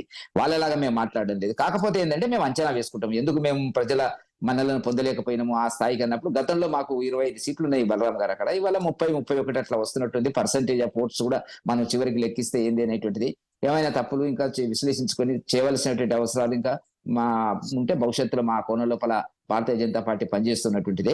సరే, అక్కడ కాంగ్రెస్ కు వచ్చేటప్పటికి కాంగ్రెస్ కు 15 సీట్లు వచ్చినట్టున్నాయి. ఆ మాటకు వస్తే అంతకంటే డబుల్ సీట్లే మాకు వచ్చినటువంటిది. అది కాంగ్రెస్ జేఎంఎం తో అనుబంధంగా పనిచేస్తున్నది కాబట్టి అక్కడ అవకాశాలు ఉన్నాయి. కాకపోతే ఏంటంటే కొంత సానుభూతి అక్కడ ఉండే ప్రజల్లో మనం చూస్తున్నాం కదా. బలరాం గారు ఇప్పుడు జైలుకి వెళ్ళిన వాళ్ళు ముఖ్యమంత్రులు అవుతున్నటువంటి కాలం ఇది. సరే, ఏదైనప్పుడు కాలం నిర్ణయిస్తుంది. కాబట్టి మాకు ప్రధానమైనటువంటి విజయం అనేటువంటిది వాళ్ళ భారతదేశ చరిత్రలో, ఎన్నికల చరిత్రలో మహారాష్ట్ర కేంద్రంగానే మా రాజకీయాలు భవిష్యత్తులో ఉంటాయని చెప్పి, దాని ప్రభావం దేశ రాజకీయాల్లో ఉంటాయి, కాంగ్రెస్ మీద ఉంటది, తెలంగాణ రాజకీయాల మీద ఉంటది, తప్పకుండా ఉంటది. ఎందుకంటే అది ఉండని పరిస్థితి అనేటువంటిది ఉండదు. కాబట్టి గ్యారంటీలకు సంబంధించి రేవంత్ రెడ్డి గారు చేసినటువంటి విన్యాసాలు, అక్కడ అనేక అడ్వర్టైజ్మెంట్ లో ఖర్చు పెట్టినటువంటిది, మోదీ గారి గురించి మాట్లాడినటువంటిది, అన్నిటి కూడా ఒకటే ఒక సమాధానం ఓటు ద్వారా మహారాష్ట్ర ప్రజలు రేవంత్ రెడ్డి గారికి కూడా ఇవ్వడం జరిగినటువంటి, చాలా ప్రయత్నాలు చేయడం జరిగినటువంటి రేవంత్ రెడ్డి గారు ఆ చేసినప్పుడు కూడా ఆ ఓటమి అనేటువంటిది ఇవాళ ఒక చారిత్రక ఘట్టము అనేటువంటిది మేము భారతీయ రాజకీయాల లోపల భారతీయ జనతా పార్టీ విశ్వాసం అనేటువంటిది ప్రజల వైపు ఇంకా మరింత ఎక్కువగా వెళ్ళేటువంటి అవకాశం ఉంది అని చెప్పి మేము భావిస్తున్నటువంటి ఒక అవకాశం. రైట్. వెంకటరెడ్డి గారు, మనం ఒకసారి అరవింద్ ఒపీనియన్ తీసుకుందాం. అరవింద్ ఒపీనియన్ తీసుకున్న తర్వాత రైట్, అరవింద్ డిస్కనెక్ట్ అయినట్టు. అయితే వెంకటరెడ్డి గారు, ఇక్కడ మనం ఒకటి ఫైనల్గా మాట్లాడుకోవాలనుకుంటే, ఇవాళ జార్ఖండ్కి సంబంధించి సరే మీరు చెంపై సోరెన్ లాంటి వ్యక్తులను కొంత ప్రయోగం చేశారు. అతను ఏదో కొంత అంటే కొంత ఫస్ట్లో దోబుచుడు ఆడినప్పటికీ మొత్తం మీద బయటకు వచ్చాడు, ఏదో చేశాడు. ఆ ప్రయోగం కూడా పెద్దగా వర్కౌట్ అయినట్టు కనిపించలేదు. ఇప్పుడు ఒకటి బలరాం గారు, మేమేమి అధికారంలో లేము అక్కడ. మేము ప్రజల తీర్పును మేము కోరుకోవడంలో ఒక భారతీయ జనతా పార్టీ అన్ని పార్టీలాగే దానికి ఒక అవకాశం వచ్చింది. మోదీ గారి నాయకత్వంలో ఉండేటువంటి ఈ ప్రజాస్వామ్య పరిపాలనలో వాళ్ళ భాగం గమ్మని మమ్మల్ని అవకాశం ఇవ్వమని చెప్పి మేము కోరిన మాట వాస్తవము. ప్రజలు ఏ మేరకు ఇచ్చిన తీర్పు, ఇప్పుడు కాశ్మీర్లో మేము అడిగాము. కాశ్మీర్లో మా పరిస్థితి ఇంప్రూవ్ అయింది, బాగా ఇంప్రూవ్ అయింది. కాంగ్రెస్ పెద్దగా వచ్చింది ఏమీ లేదు. ఇక్కడ మాకు ప్రధాన శత్రువు కాంగ్రెస్ పార్టీ దేశంలో. మిగతా పార్టీలు అనేటువంటిది ప్రాంతీయ పార్టీలు, ఆయా రాష్ట్రాల్లో వాటికి ఉండేటువంటి పరిమితులు, వాటిని మాతో కలిసి వచ్చేటువంటి పార్టీలతో మేము కలిసి వెళ్ళడం అనేటువంటిది జరుగుతుంది తప్ప, కాంగ్రెస్ ముక్తి భారత్ అనేటువంటిది భారతీయ జనతా పార్టీ యొక్క విధానము. ఆ కోణంలోనే మా రాజకీయాలు ఉంటవి. ఈ వచ్చి అక్కడ జరిగి ఉండొచ్చు, జేఎంఎంకు సంబంధించినటువంటి సానుభూతి పవనాలు ఉండొచ్చు, రకరకాలుగా ఉండొచ్చు. అక్కడ ఉండేటువంటి ప్రజల మనోభావాలు, మీరేటగా చొరబాటుదారులు వచ్చినటువంటి సందర్భం లోపల మా ప్రయత్నాలు మేము చేయడం జరిగినటువంటిది. మేము ఇవ్వాలని కూడా అక్కడ మేము గౌరవప్రదమైనటువంటి ఓటమే ఉన్నది తప్ప, మేము మరీ కాంగ్రెస్ లాగా, మహారాష్ట్ర లాగా, లేకపోతే మిగతా పార్టీల లాగా మేము ఓటమి అనేటువంటిది మాకు జరిగిందని చెప్పి మేము భావించడం లేదు. నేను ఇంతకుముందు చెప్పినట్టుగా విశ్లేషణ జరుగుతుంది. చేయవలసిన కార్యక్రమాలు ఏమైనా ఉన్నట్టయితే సరిదిద్దుకునేటువంటి ప్రయత్నాలు భవిష్యత్తులో భారతీయ జనతా పార్టీ చేస్తుందని మేము భావిస్తున్నాం. రైట్. ఇంకొక విషయం చెప్పండి మీరు. ఇప్పుడు అంటే అదంతా కూడా కొంత ట్రైబల్ బెల్ట్, ట్రైబల్ విషయంలో కొంత ప్రధానమంత్రి గారు కూడా ఈ మధ్య కాలంలో ట్రైబల్కి సంబంధించిన ప్రోగ్రామ్స్లో పార్టిసిపేట్ చేశారు. ద్రౌపది ముర్ము గారు ప్రెసిడెంట్గా ఉన్న టైంలో కొంతవరకు ఏదైనా ట్రైబల్స్ ఎక్కడైనా మొగ్గు చూపుతారేమో ఎన్డీఏ వైపుకు అని చెప్పి అనుకున్నారు. కానీ అటువంటి పరిణామాలు కూడా ఏం కనిపించలేదు. నిజమే అది. ఇప్పుడు అది విశ్లేషించుకో, మీరు వేసిన ప్రశ్న ఏదైతుందో కొంత జాగ్రత్తగా మనం అనలైజ్ చేసుకోవాల్సిన అంశమే. అయితే ఇప్పుడు పర్సెంటేజ్ ఓట్లు అనేటువంటిది ఎంత వచ్చింది అనేటువంటిది సీట్లకు వచ్చేటప్పటికి మాకు పెరిగినట్టుగానే కనపడుతున్నటువంటిది. ఒక 6-7 సీట్లు మాకు పెరిగినట్టు కనపడుతున్నటువంటిది. కాబట్టి అంతకంటే మాకు ఏమైనా తక్కువ ఉండి, అంటే గతంలో వచ్చిన సీట్ల కంటే తక్కువైనట్టయితే మన పట్ల ప్రజలు విముఖంగా ఉన్నారు అనేటువంటి ఒక ఆలోచన వచ్చేది. కాకపోతే ఏంటంటే మీరు అన్నట్టుగా ట్రైబల్ ఏరియా కొంత వాళ్ళగా ఈ కేసులు, అవినీతి, ఈడీలు ఇవంతా కొంత అర్థం కాకపోవచ్చు. బహుశా ప్రజల్లో ఉండేటువంటిది సహజంగా ఉండేటువంటిది ఏమిటంటే కొంత విద్యాభ్యాసం లేనటువంటి, చైతన్యం లేనటువంటి కొన్ని ప్రాంతాల లోపల ప్రజలకు ఉండేటువంటిది అంటే మన నాయకుడిని అరెస్ట్ చేసినారు, జైల్లో పెట్టినారు అనేటువంటిది ఒక భావం వస్తే రావచ్చు. ఎందుకంటే చాలా ప్రాంతాల్లో ఇప్పుడు మన ఆంధ్రప్రదేశ్ చూసినాము, ఇక్కడ తెలంగాణ చూసినాము, ఎంతో చైతన్యం ఉన్నటువంటి ప్రాంతాల లోపల కూడా సానుభూతి అనేటువంటిది కొంత వచ్చి ఉండొచ్చు. కాబట్టి ఆ కోణంలో కొంత అనుకూలంగానే వాళ్ళకి అవకాశం వచ్చిందని చెప్పి మేము భావిస్తున్నాం. రైట్, ఫైనల్ గా ఒకటి చెప్పండి, వాయనాడుకు సంబంధించి రిజల్ట్ మీద ఎట్లా చూస్తారు మీరు? అక్కడ బీజేపీ అభ్యర్థి ఏమాత్రం కనీస ఇన్ఫ్లుయెన్స్ కూడా చూపించలేకపోయారు. ఇప్పుడు మీరు అడిగిన ప్రశ్నలు మీ సమాధానం ఏంటంటే కేరళలో మేము బలంగా ఏదో మేము గెలుస్తాము అనేటువంటిది కాదు కదా. మా ప్రయత్నాలు మాకు జరుగుతున్నటువంటి పరిస్థితి. మేము ఓటు బ్యాంకును కేరళలోను తమిళనాడులోను మా రాజకీయ విధానాలు వేరే రకంగా ఉంటాయి. వాటిల్లో మేము కొంత వర్క్ చేస్తున్నాము. వాళ్ళ ప్రజల అభిమానం పొందడం జరుగుతుంది. మోదీని గౌరవిస్తున్నారు, ఆదరిస్తున్నారు, దాంట్లో సందేహం లేదు. కొంత టైం పట్టొచ్చు దానికి సంబంధించినటువంటిది. దక్షిణ భారతదేశంలో మేము బలంగా ఆంధ్రప్రదేశ్, తెలంగాణ, కర్ణాటకలో మేము బలంగా ఉన్నటువంటి మాట వాస్తవం. నెక్స్ట్ స్టెప్ లో తప్పకుండా వస్తాయి దానికి సంబంధం అనేటువంటి. కులగణన గురించి మాట్లాడుతున్నారు రాహుల్ గాంధీ గారు. ఒకే కుటుంబంలో 3 పార్లమెంటు సభ్యులు ఉండాలి అనేటువంటి దాని గురించి మాట్లాడుతున్నారు. రాజ్యాధికారం గురించి మాట్లాడతారు, ఓబీసీల గురించి మాట్లాడతాడు, ఆర్థిక వికేంద్రీకరణ జరగాలని మాట్లాడతాడు. ఒకే కుటుంబానికి అధికారాలు ఉండవు, రాజ్యాధికారాలు ఉండకూడదు అనేటువంటి అవసరమా? మరి ఆ ఇంట్లో 3 సభ్యులు ఉండాలన్నా, 3 పార్లమెంటు సభ్యులు ఉండాలన్నా? ఇదే అన్నట్టు. ఎందుకు లేకపోతే ఏమైతుంది? ప్రియాంక గాంధీకి సరే అక్కడ ఉండేటువంటి కమ్యూనిస్టులు, లెఫ్ట్ ఫ్రంట్ ఊకే నామకే వాస్తే పోటీ తప్ప అది సిపిఐ చేసినట్టుంది. ఊగే ఏదో పోటీ పెట్టినారు తప్ప అది అక్కడ ఎట్లా గెలుస్తారనేటువంటి విషయం తెలిసి. ఎందుకంటే మొత్తం ఉత్తర భారతదేశం అంతా పారిపోయి అక్కడ పోటీ చేస్తున్నారంటేనే వాళ్ళు ఎంత బలహీనపడ్డారు అనేటువంటిది. సొంత రాష్ట్రం నెహ్రూ గారు, ఇందిరాగాంధీ గారు, రాజీవ్ గాంధీ గారు, సోనియా గాంధీ గారు గెలిచినటువంటి ఉత్తరప్రదేశ్ వదిలినంటేనే వాళ్ళకి ప్రజలు ఎంత అభిమానం ఉంది, ఎంత బేస్ ఉంది, క్షేత్రస్థాయిలో వాళ్ళ మీద ఉండేటువంటి అభిప్రాయం ఏంటంటే స్పష్టమవుతుంది. ఎక్కడో గెలిచి ఉండొచ్చు. అక్కడ ఉండేటువంటి కంపోజిషన్ ఆఫ్ పాలిటిక్స్ ఏవైతే ఉంటాయో కొంత బీజేపీకి వ్యతిరేకమైనటువంటి భావజాలం ఉండేటువంటి రాష్ట్రం కాబట్టి, కమ్యూనిస్టులు కొంత బలంగా ఉండేటువంటిది కాబట్టి అందరూ కలిసి గెలిపించుండొచ్చు. కమ్యూనిస్టులు కొట్లాడుకున్నా చేసినా కూడా కమ్యూనిస్టులు, కాంగ్రెస్ లో ఆ పార్టీ ఈ పార్టీ, మజ్లీసు, రకరకాల పార్టీలు ఉన్నాయి కాబట్టి గెలిపించిన సందర్భం ఉంటుంది. అది పెద్ద విషయం కింద మేము భావించడం లేదు.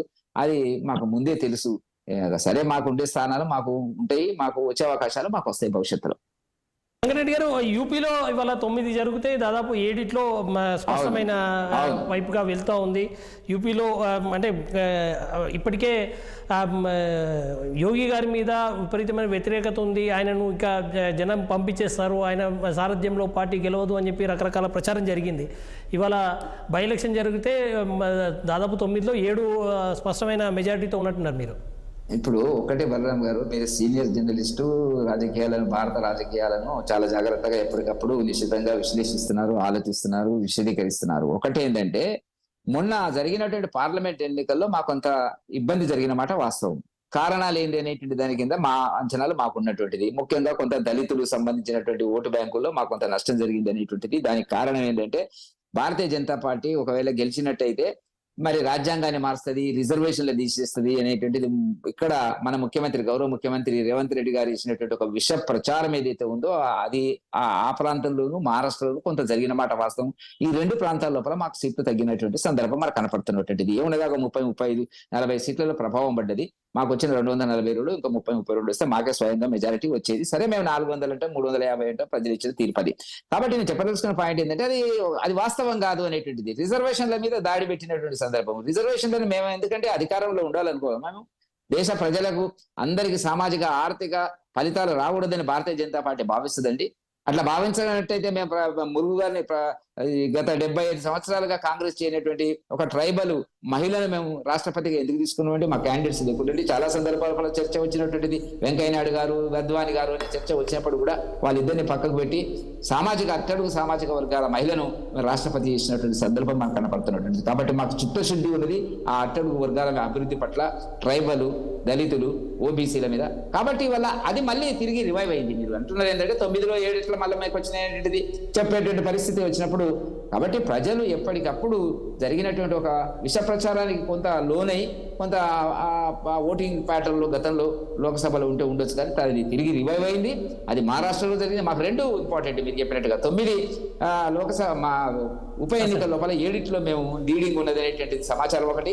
అదేవిధంగా మహారాష్ట్రలో మాకు పెద్ద ప్రమాదం జరిగింది. ఆ ప్రమాదాన్ని కూడా మేము ఆటోమేటిక్గా రికవర్ చేసుకుంటుంది. కాబట్టి భారతీయ జనతా పార్టీ మోదీ గారి ఆధ్వర్యం లోపల ఇవాళ ఒక సురక్షితంగా దేశ ప్రజలను అభివృద్ధి కోణంలోకి తీసుకెళ్లేటువంటి పరిస్థితులు మరింత బలంగా ప్రజలు ఇచ్చినటువంటి మద్దతుగానే మేము భావిస్తున్నటువంటి సందర్భం బలరాం గారు. సార్, కాంగ్రెస్ పార్టీ సీనియర్ నేత షేక్ బాజీ గారు జాయిన్ అయ్యారు.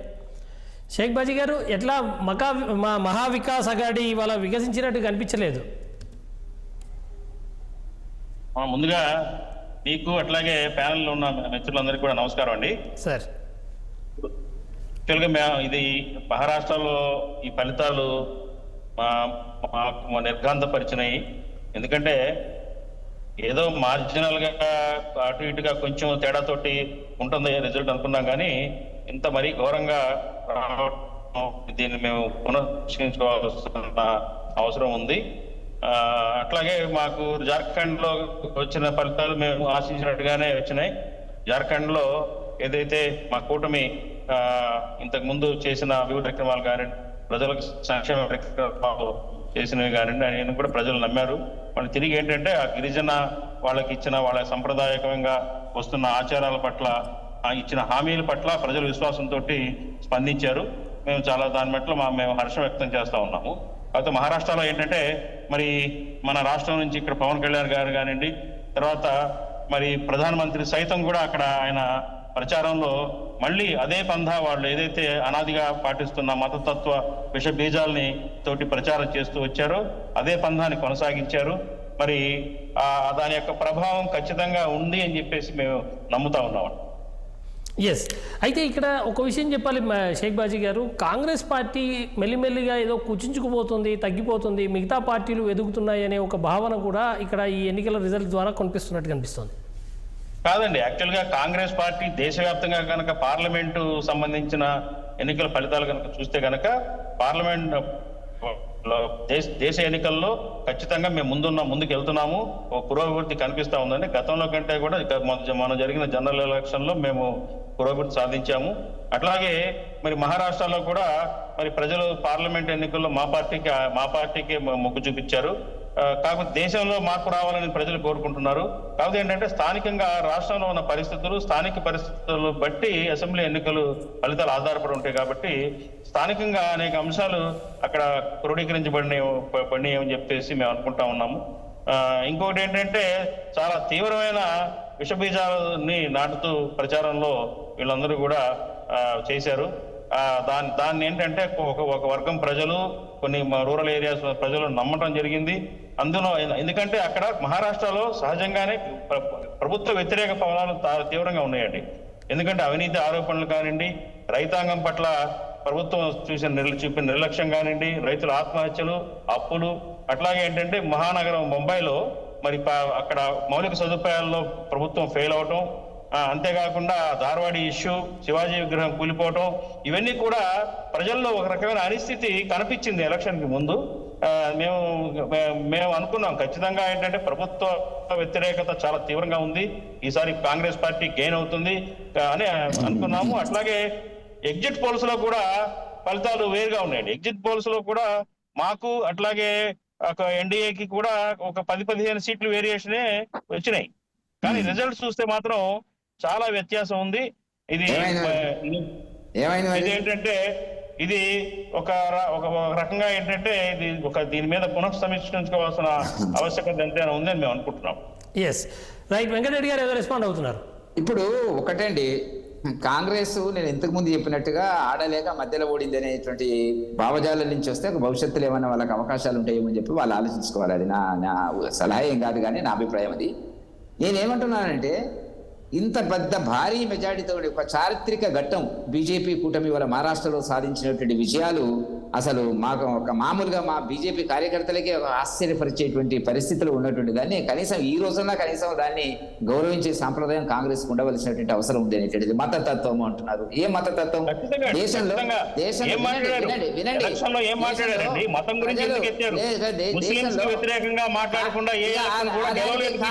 కాంగ్రెస్ అంటే ప్రజలు మీ వైపు లేరన్నట్టే కదా. మా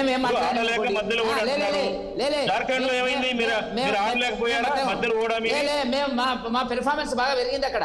మా పెర్ఫార్మెన్స్ పెరిగింది. మీకు వచ్చిన 15 సీట్లు, మాకు వచ్చిన 30 సీట్లు. మీరు ఎక్కడున్నారు? కాశ్మీర్లో మీకు వచ్చిన 6-7 సీట్లు, మాకు 29 సీట్లు. మీరు ఎక్కడున్నారో మీరు చూసుకోండి మొదలు.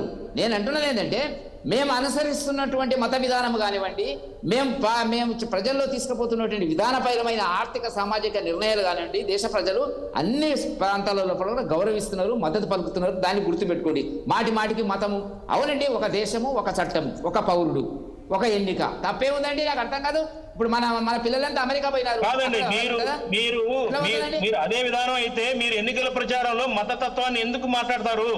సనాతన ధర్మం పవన్ కళ్యాణ్ గారు ఎందుకు మాట్లాడతారు? ముస్లింస్ వ్యతిరేక విధానాన్ని మీరు ఎలక్షన్ లో ఎందుకు వాడతారు? ఎలక్షన్ టైంలో ఎందుకు వాడతారు? చెప్పండి దీనికి సమాధానం.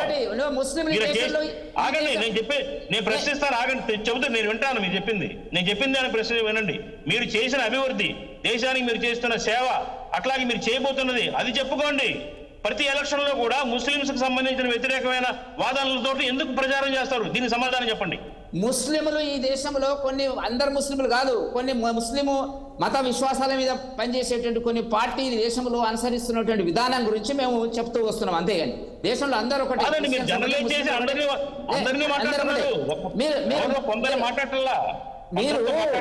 మీరు దేశంలో ఇంకా మీరు భారతీయకరణ జరగాల. ఈ భారతదేశం నాది, జెండా 3 రంగుల జెండా నాది, రాజ్యాంగం నాది, భారత ప్రజలంతా ఒకటే అనేటువంటి అభిప్రాయానికి మీరు రావాల్సిన అవసరం ఉంది. ఇట్లా జరగదు, ఎప్పుడు జరగదు అట్లా. సార్ తప్పు మాట్లాడుతున్నారు. ఈ దేశంలో పుట్టిన ప్రతి ముస్లిం కూడా ఈ గాలి పిలుస్తున్నాడు, ఈ మట్టిలో పుట్టాడు, ఈ మట్టిలోనే పోతాడు, ఇక్కడే సేవలు అందిస్తున్నాడు. వినండి సార్, ఇక్కడ ఎవరు కూడా వేరే దేశస్తుల కోసం, ఈ దేశంలో ముస్లింస్ వేరే దేశం కోసం ఎవరు మాట్లాడరు. ప్రచారం చేస్తున్నారు. ఈ దేశ స్వాతంత్రం కోసం మీరు చరిత్రలోకి వెళ్ళండి. స్వాతంత్రం కోసం ముస్లిం సమాజం కూడా ఎన్నో త్యాగాలు చేసింది, నాయకులు ఉద్భవించారు. ఎవడంటలేరు. మీరు ఇవాళ కేవలం ముస్లింస్ అడ్డు పెట్టుకొని రాజకీయంగా 4 ఓట్లు 10 సీట్ల కోసం దోషులాగా ఈ దేశంలో చిత్రీకరిస్తున్నారు. మీరు ఎవరు చిత్రీకరిస్తలేరు. మీరు ఇంకా ఈ దేశం నాది అనే అభిప్రాయానికి వచ్చినప్పుడు ఇవన్నీ ఉండవు. మీకు రాలే. ఇంకా చాలా మంది చాటుకోవడానికి గొంతులు కోసుకోమంటారా? ఏం చేయమంటారు? మా దేశం చాటుకోవడానికి గొంతుల కోసం ముస్లిం ప్రజల కోసం ఏం చేశారు మీరు? ఎన్డీఏ ప్రభుత్వం ముస్లిం సమాజం కోసం ఏం చేసింది చెప్పండి. మేలు ఏం అభివృద్ధి చేసింది చెప్పండి. అందరికీ సమాధానం ఉంటుంది, అవకాశాలు అందరికీ సమాధానం ఉంటుంది. ముస్లింలకు ప్రత్యేకంగా చేయాల్సిన అవసరం లేదు. అన్ని ఆర్థికంగా వెనుకబడినటువంటి వాళ్ళకు ఈ రకంగా మీరు మాట్లాడితేనే మీరు మాట్లాడితేనే ఓటు బ్యాంక్ అనేటువంటిది అటువైపు వెళ్ళిపోతుంది. మీరు అది తగ్గిస్తే కనీసం మీ వైపు నిజాయితీగా నిజాలు ఒప్పుకోండి. కాంగ్రెస్ అనుసరిస్తున్నటువంటి మత విధానం ఏంటండి? ఏ విధానం ఆలోచిస్తుంది? ఒక మాట మాట్లాడారు వాళ్ళు. 370 ఆర్టికల్ మీరు వ్యతిరేకిస్తారు కాంగ్రెస్. అదే జరగాల్సినటువంటిది. కాంగ్రెస్ కాశ్మీర్ ఈ దేశంలో భాగం కాదా? అంటే కూడా మేము సమర్థించాలా? కాంగ్రెస్ మీరెవరు మేవారు అందరం దేశంలో ఒకటే భావం రండి. త్రిపుల్ తలాకు తప్పు ఉంటే విమర్శిస్తారు. దేశం ఏం తప్పు? మీకు ఒక సపరేట్ రాజ్యాంగం ఉంటుందా ఈ దేశంలో? మీరు అనుసరించింది కూడా మీకు ప్రత్యేక రాజ్యాంగం ఉంటుందా? ఉండదు. రాజ్యాంగం కాదు, అది షరియత్ అంటారు. దాన్ని షరియత్ అంటారు, అది రాజ్యాంగం కాదు. రాజ్యాంగంగా వినండి, మీకు తెలియదు. షరియత్ అంటారు దాన్ని. ఒక ధర్మం, ఇస్లాం ధర్మం, సనాతన ధర్మం. కాదు.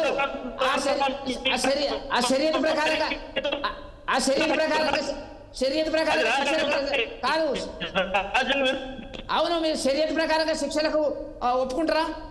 అది ఒప్పుకోరు, ఇది ఒప్పుకోరు. మాట్లాడుతున్నారు మీరు. ఏం జరుగుతుంది? శరీర ప్రకారం ఏమున్నాయి చెప్పండి. ఏమున్నాయి? అరబ్ కంట్రీస్ లో ఏమున్నాయి? అరబ్ కంట్రీస్ చెప్పగలరా? అది కేవలం మతం అనేది ఒక అనుసరి ఏముండదండి.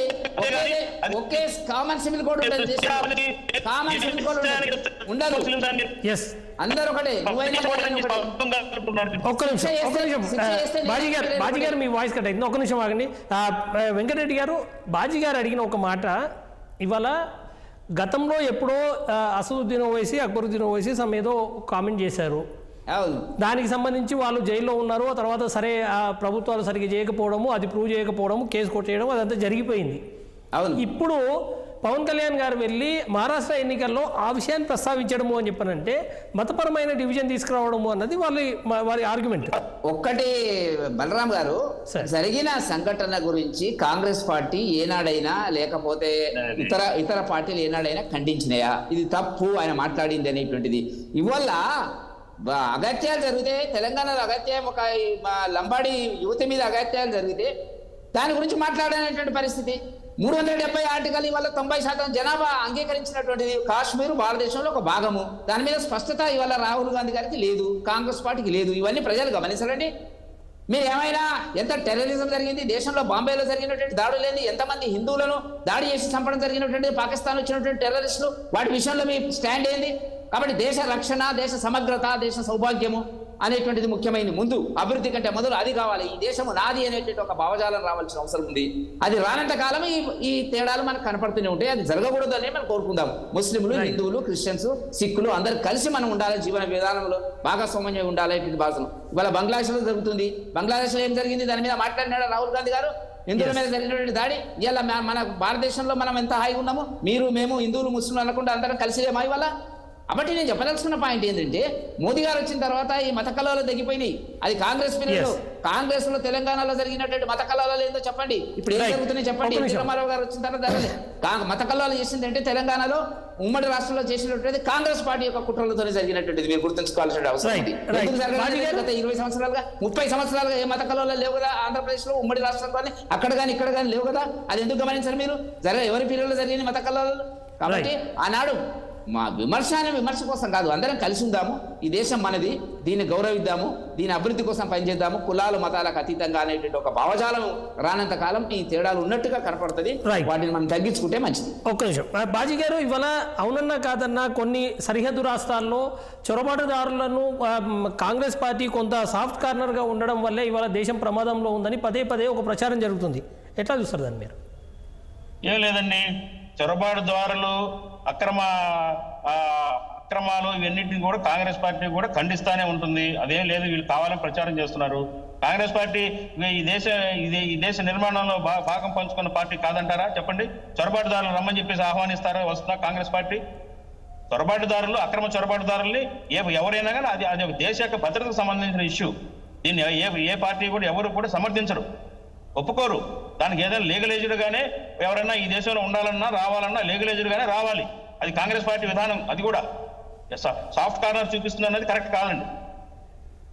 ఎస్ వెంకరెడ్డి గారు, ఇప్పుడు ఒకటండి, ఎంతమంది ఎక్కడెక్కడి నుంచి వస్తున్నారు, ఏమొస్తున్నారు అంటే ఇప్పుడు ఈ తేడా ఎందుకు వస్తుంది? అధికారంలో ఉన్నారండి మీరు అధికారంలో ఉన్నారు, అందరు చిట్టా తీసి వాళ్ళందరినీ బహిష్కరించండి, పట్టుకోండి, జైళ్ళలో పంపించేయండి. దానికి కొన్ని చట్ట సవరణలు జరుగుతాయి. ఆ జరిగినప్పుడు జరగాల. నేను అంటున్నది ఏంటంటే, ఇక ఎవరికి కూడా కులాలు మతాలకు వాటిని రెడ్డి గారు, నేను ఏం చెప్తున్నానంటే, మీరు ఎన్నికలప్పుడే ఈ మతతత్వాన్ని ఎందుకు తెస్తారు అంటున్నాను. ఎందుకు ఎన్నికలప్పుడు తెస్తారండి? ఎందుకు చిమ్ముతున్నారంటున్నాను ప్రజల్లో. బాయ్ ముస్లిం, హిందూ ముస్లిం బాయ్ అనే దేశంలో మీరు ప్రతిసారి కూడా ముస్లింస్ ని మతతత్వ విధానాన్ని తీసుకొచ్చి ఎన్నికల్లో ప్రచారం ఎందుకు చేస్తున్నారు? సాక్షాత్తు ప్రధానమంత్రి సైతం అంత దిగజారి మాట్లాడుతున్నాడు. ఇప్పుడు ఒక్కటి ఎవరు దిగజారి మాట్లాడతలేరు, ఉన్న వాస్తవాలని చెప్తున్నట్టు. మహారాష్ట్రలో ఏం చెప్పారు? ఇప్పుడు మీకు కొన్ని అభిప్రాయాలు వేరే ఉండొచ్చు, మాకు ఈ దేశంలో ప్రత్యేక హక్కులు ఉంటాయి అనేటువంటిది పరిస్థితి మీకు ఉండొచ్చు, కానీ అది మిగతా జనం ఒప్పుకోరది. ప్రత్యేక హక్కులు. నేను నేరం చేస్తే నాకైనా ఒకటి శిక్ష ఉండాలి, బాజీ గారికైనా ఒకటి శిక్ష ఉండాలి. దీన్ని ఎందుకు వ్యతిరేకిస్తారు? దీన్ని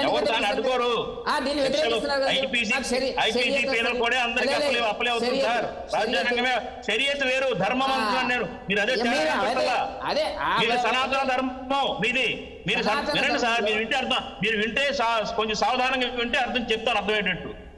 మేము రాజ్యాంగానికి వ్యతిరేకం కాదు, మాకు వేరే చట్టం లేదు. ముస్లింకు సంబంధించిన ఎవరైనా ఒక మర్డర్ చేస్తే వాడికి ఐపీసీ తిరిగినట్టు అప్లై అవుతుంది, అందరికీ అదే. నేరం చేస్తే మేము దానికి కాదు వ్యతిరేకం. షరియత్ అన్నది ఒక విధానము, ఇస్లాం అన్నది ఒక ధర్మము, జీవన విధానము. ఎట్లయితే సనాతన ధర్మం ఉందో, హిందూ ధర్మం ఉందో, అట్లాగే ముస్లింస్కి ఇస్లాం ధర్మం. దానికి షరియత్ అనేది ఒక నియమావళి. ఆ నియమావళి ప్రకారం బతుకుతారు. అంతేగాని మర్డర్ చేసిన వాడిని మీరు నేర శిక్ష చూద్దాం అనం. తప్పు చేస్తే అందరికి ఒకటే. ఈ దేశంలో చట్టాలు మాకు కూడా వర్తిస్తాయి, అందరికీ వర్తిస్తాయి. మేము దాన్ని డినై చేయటంలా. కాకపోతే మేము అడిగేది ఏంటంటే, మీరు 10 సీట్ల కోసం 10 ఓట్ల కోసం మీరు విద్వేషాలు మతతత్వాన్ని రెచ్చగొడుతున్నారు. ఇది మానుకోండి. మీరు చేసిన అభివృద్ధి చెప్పండి, మీరు చేసిన దేశానికి పేరు చెప్పుకోండి, ఓట్లు తెచ్చుకోండి. ఓల్డ్ సిటీలో దేశ భవిష్యత్తు ప్రమాదం, దేశ భవిష్యత్తు ప్రమాదం. అది చెప్పండి. హైదరాబాద్ లో ఓల్డ్ సిటీ ఉన్న పార్టీకి చెప్పండి అవన్నీ. బాబు మీరు శిక్షించండి, మీరు తీసుకోండి, శిక్షించండి. తప్పు చేసిన వాడిని శిక్షించండి. ఓల్డ్ సిటీలో తప్పు చేస్తే వాళ్ళు పట్టుకుని జుట్టుపట్టు ఈడ్చుకొచ్చి శిక్షించండి. ఎవడొద్దంటాడు? చెప్పండి. ఓల్డ్ సిటీలో రాజకీయాల గురించి ఎప్పుడైనా మాట్లాడిందా కాంగ్రెస్? వాళ్ళ సంఖ్యలు దొరుకుతారు, మీరు పెట్టుకొని తిరుగుతారు. అది కదా ప్రజల్లో వచ్చిన చర్చ వల్ల. మీరు కరెక్ట్ గా ఉంటే, మీరు కరెక్ట్ గా మాట్లాడితే మీకే కాంగ్రెస్ లో గెలిపిస్తారు ప్రజలు. రైట్. మీరు అది లేకనే కదా వచ్చినట్టు. బాజీ గారు మహారాష్ట్రలో తెలంగాణకు సంబంధించి, తెలంగాణ గవర్నమెంట్ చేస్తున్న పథకాలకు సంబంధించి భారీ ఎత్తున ఏదో 100 కోట్ల రూపాయలు ఖర్చు పెట్టి అడ్వర్టైజ్మెంట్లు వేశారని చెప్పారు. అదేం పెద్ద వర్కౌట్ అయినట్టు కనిపించలేదు? లేదండి, అంత అడ్వర్టైజ్మెంట్ ఏం కాదు. రేవంత్ రెడ్డి గారు వెళ్ళి ప్రచారం చేశారు, విధానాలు చెప్పారు, తెలంగాణలో ప్రభుత్వం అనుసరిస్తున్న విధానాలు బలంగా చెప్పారు. అట్లాగే కాంగ్రెస్ పార్టీ ప్రకటించిన మేనిఫెస్టో ఏదైతే ఉందో, అమలవుతున్న పథకాలు ఏదైతే ఉన్నాయో వాటి గురించి వివరంగా చెప్పారు. అది ప్రజల్లోకి అంత నమ్మలేదు, విశ్వాసంలోకి తీసుకోలేదు అనేది అర్థమవుతా ఉంది. ఒకటి బలరాం గారు, వాళ్ళు అనేక కోట్ల రూపాయలు పెట్టి అడ్వర్టైజ్మెంట్లు ఇచ్చిన మాట వాస్తవం. తెలంగాణ డబ్బులు తీసుకుపోయి అక్కడ ఖర్చు పెట్టిండ్రు వాళ్ళు. రేవంత్ రెడ్డి గారు చాలా అడ్వర్టైజ్మెంట్లు ఉన్నాయండి. మీరు ఇలా ప్రింట్ అయి ఉన్నాయి, మేము చాలా పత్రికలు చూసినాం. అక్కడ అయితే చెప్పినవన్నీ అబద్ధాలు. ఇక్కడ 6 గ్యారంటీలలో ఒక గ్యారంటీ ఇక్కడ ఇంప్లిమెంట్ అయింది. అది రెండవది వినండి. ఖర్చు పెట్టుకుంటుంది, అంతేగాని తెలంగాణ డబ్బు తీసుకెళ్ళి అక్కడ పెట్టారంటే కరెక్ట్ కాదంటున్నాను. పిసిసి డబ్బు పెట్టిందా? ప్రభుత్వ ప్రకటనలు ఉన్నాయి. పిసిసి డబ్బు ఏం కాదు, ప్రభుత్వ ప్రకటన. మహారాష్ట్ర ప్రదేశ్ కాంగ్రెస్ కమిటీ పెట్టుకొని ఉంటుంది సార్, అది పాలసీ. అది ఏది చేసినప్పుడు కూడా మీరు చెప్పినటువంటి అబద్ధాలు ఏవైతే ఇక్కడ అక్కడ కర్ణాటకలో 5 అబద్ధాలు చెప్పిండ్రు, ఇక్కడ 6 అబద్ధాలు చెప్పిండ్రు, హర్యానా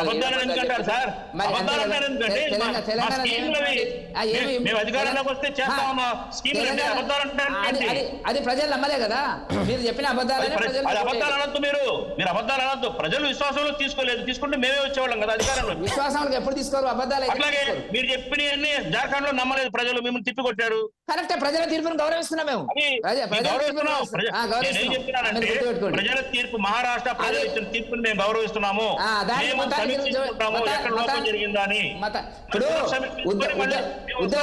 ఉద్ధవ్ ఠాక్రేనేమో పెద్ద సెక్యులరిస్ట్. ఆయన జంటేసుకొని తిరుగుతున్నారు మీరు. ఆయన జీవితం మొత్తము సెక్యులరిస్టా? చెప్పండి మీకు సమాధానం. అవకాశవాద రాజకీయాలు ఇవన్నీ కూడా. ఇప్పుడు రాజకీయాల్లో ఎలయన్స్లు ఉంటాయి, అతను ఇంతకు ముందు మీ బీజేపీకి సపోర్ట్ చేసిన మనిషి కాదంటారా? మేము కాదనిలే కదా.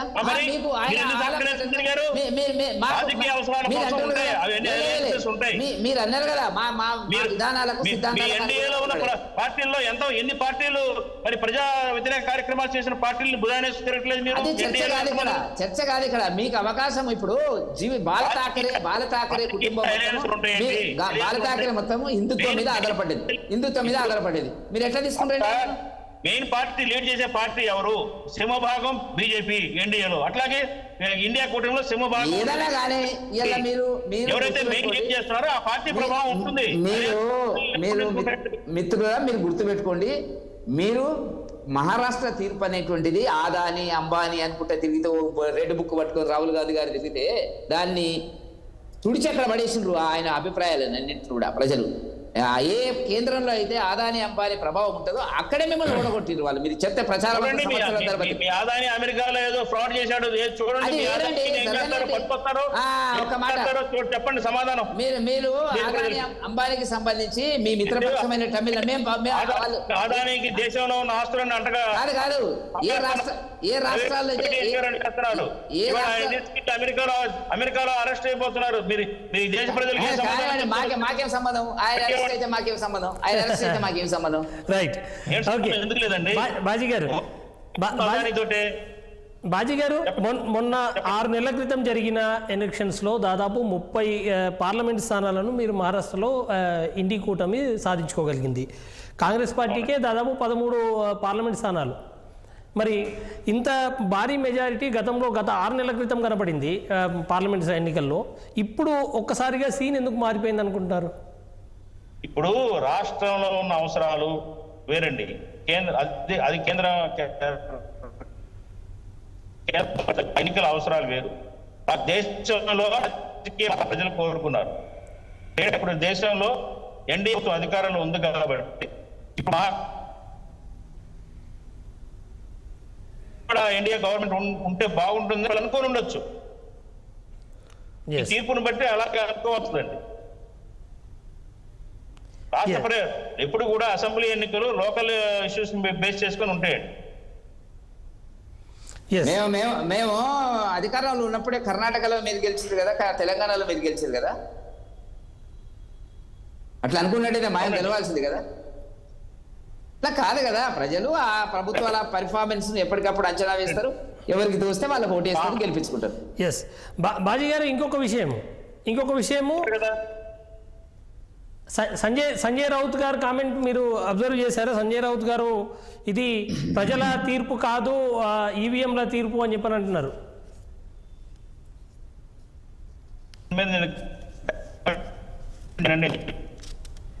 మీ వాయిస్ రావట్లేదు, డిస్టర్బెన్స్ ఉంది.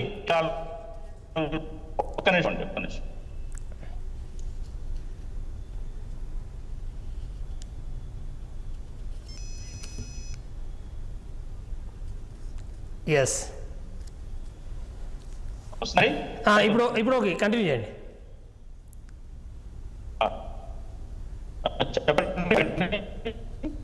సంజయ్ రౌత్ గారి కామెంట్ మీద మీ రియాక్షన్ అడుగుతున్నాను నేను. సంజయ్ రౌత్ గారు చెప్తున్నది ఇవాళ ఈవీఎంల తీర్పు, ఇది ప్రజల తీర్పు కాదు అని అంటున్నారు.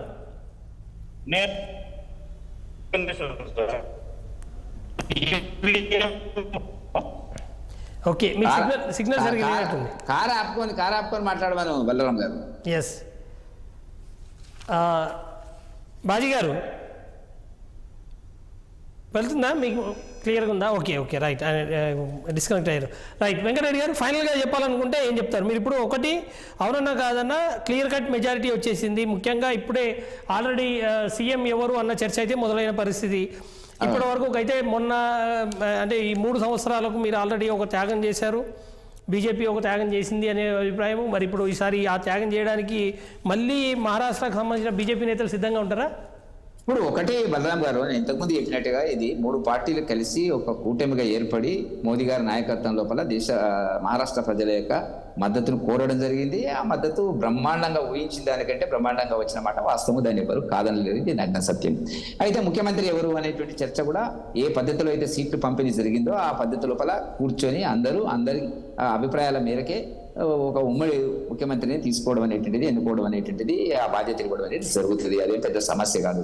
కాబట్టి మీడియాలో అనేక రకాల కథనాలు వస్తుంటాయి. ఆయన పాత ఆయన ఉండే కదా, ఈ కొత్త అయినా మరి బీజేపీకి ఎక్కువ సీట్లు వచ్చినాయి కదా, మరి మీరు ఊరుకుంటారా ఫైనల్, రకరకాల చర్చలు వస్తాయి. దాంట్లో ఇప్పుడు బ్రిడ్జి దాటిపోయిన తర్వాత మనం కూర్చొని భోంచేయడంలో పెద్ద ఇబ్బంది ఏముందండి. బ్రిడ్జి దాటిస్తున్నాం, దాంట్లో పెద్ద ఇబ్బంది ఉంటుందని చెప్పి నేనేమో అనుకోవడం. Right sir, thank you sir, thank you డిబేట్లో పార్టిసిపేట్ చేసినందుకు. ఏదేమైనా మొత్తంగా దేశమంతా చర్చ జరుగుతోంది. ఇవాళ ఏ రకమైన రిజల్ట్ రాబోతా ఉన్నాయన్న విషయం అయితే ఆసక్తికరంగా కనిపించింది. కానీ ఇప్పుడు ఆల్మోస్ట్ క్లియర్గా 2 రాష్ట్రాలకు సంబంధించి ఒక స్పష్టమైన తీర్పు జనం ఇచ్చేసిన పరిస్థితి. అయితే గతంలో జరిగిన పరిణామాలను దృష్టిలో పెట్టుకున్నారో ఏం సంగతో మహారాష్ట్ర ప్రజలు మాత్రం ఇప్పుడు గతంలో ఏదైతే ప్రభుత్వం ఏర్పడిన తర్వాత, గతంలో ఎన్నికలు అయిపోయిన తర్వాత కూడా అనేక రోజులు వాళ్ళు రాష్ట్రపతి పాలనలో మగ్గాల్సిన పరిస్థితి వచ్చింది. అప్పుడున్న ప్రభుత్వం ఏర్పాటు చేయలేని పరిస్థితికి రావడం, అప్పుడు అత్యధిక స్థానాలు సాధించుకొని సింగిల్ లార్జెస్ట్ పార్టీగా బీజేపీ ఉన్నప్పటికీ ప్రభుత్వాన్ని ఏర్పాటు చేయలేని పరిస్థితికి వచ్చింది. అప్పుడున్న ఉద్ధవ్ ఠాక్రే తర్వాత కాంగ్రెస్ పార్టీకి షిఫ్ట్ అవ్వడము, కాంగ్రెస్ పార్టీ షిఫ్ట్ అయిన తర్వాత ఆయన ముఖ్యమంత్రిగా అధికారంలోకి రావడము, ఆ తర్వాత మళ్ళీ రాష్ట్రంలో ప్రభుత్వం కూలిపోవడము, తర్వాత ఇప్పుడున్న ఏక్నాథ్ షిండే గారి నేతృత్వంలో ఎన్డీఏ ప్రభుత్వం ఏర్పడడం. అయితే ఇటువంటి పరిణామాలు రాకుండా ఉండేందుకు ఒక్కరికే స్పష్టమైన మెజారిటీ ఇవ్వాలి అన్న ఒక ఆలోచన మహారాష్ట్ర ప్రజలు చేసినట్టుగా కనిపిస్తోంది. అందులో భాగంగానే స్పష్టమైన మెజారిటీ ఇవాళ ఎన్డీఏకి ఇచ్చిన సిచ్యువేషన్ ఉంది. మరోవైపు చూసుకుంటే జార్ఖండ్లో జార్ఖండ్లో బీజేపీ ప్రధానంగా టార్గెట్ చేసింది అక్కడ అవినీతి ఒకటి, రెండవది చొరబాటుదారుల విషయంలో. అయితే చొరబాటుదారులు ఇష్టానుసారం పెరిగిపోతున్నారు. ఇవాళ ఇండి కూటమి కనుక వస్తే మళ్ళీ అటువంటి పరిణామాలే ఉండే అవకాశం ఉంది అని చెప్పి ఒక ప్రచారం బాగా జరిగినప్పటికీ అటువంటి వాటికి ఏమి పెద్దగా జనాలు రియాక్ట్ అయినట్టుగా కనిపించలేదు. స్థానిక నాయకత్వానికే మళ్ళీ ఏదైతే మట్టి మనుషులుగా ఉన్న సొరైన్ కుటుంబానికి మాత్రమే మళ్ళీ పట్టం కట్టిన సిచ్యువేషన్ కనిపిస్తుంది. అప్డేట్స్ కొనసాగుతాయి. Stay tuned.